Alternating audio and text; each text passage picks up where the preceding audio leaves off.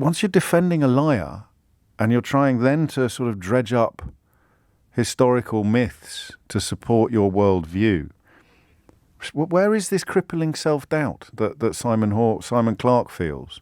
I don't feel it. Do you feel crippling self-doubt? Knowledge is power. Trying to keep knowledge away from the people is whatever the opposite of power is. Or rather, it keeps all the power with the politicians rather than with the people. He also doesn't seem to understand moral relativism, because moral relativism, and I did this at university, moral relativism is a way of excusing or explaining past actions according to the morality of the time. So moral relativism offers up a defence, for example, of slavery.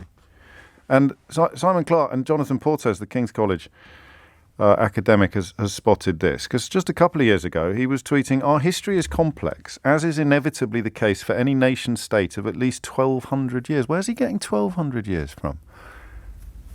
And most people probably take the Norman Conquest as the beginning of or King Alfred. Is it an Anglo-Saxon? Is it an oblique Anglo-Saxon reference there from Simon Clarke?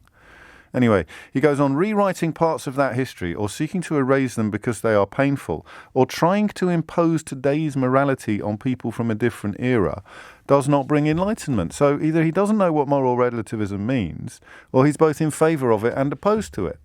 And once again we find ourselves concluding that this really weird cant that is increasingly loud from people defending a proven liar is actually meaningless drivel designed to provoke and divide, which falls apart the minute you ask what they mean by the words that they use.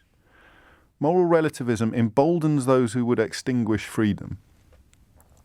And yet also trying to impose today's morality regarding slavery or imperialism and racism on people from a different era does not bring enlightenment.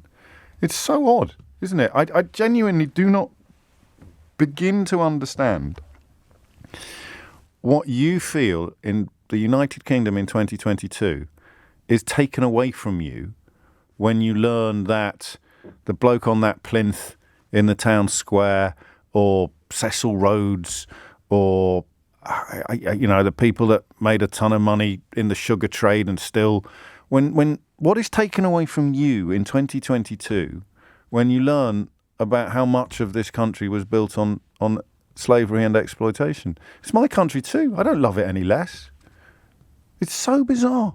I tell you what, I'll give you a very warm welcome if you want to have a go at telling me what you feel is being taken away from you the more you learn about the realities of the empire and slavery. What are you surrendering? What are you losing? Because unless I'm misunderstanding Oliver Dowden and now Simon Clarke MP, they're kind of arguing that you shouldn't criticise.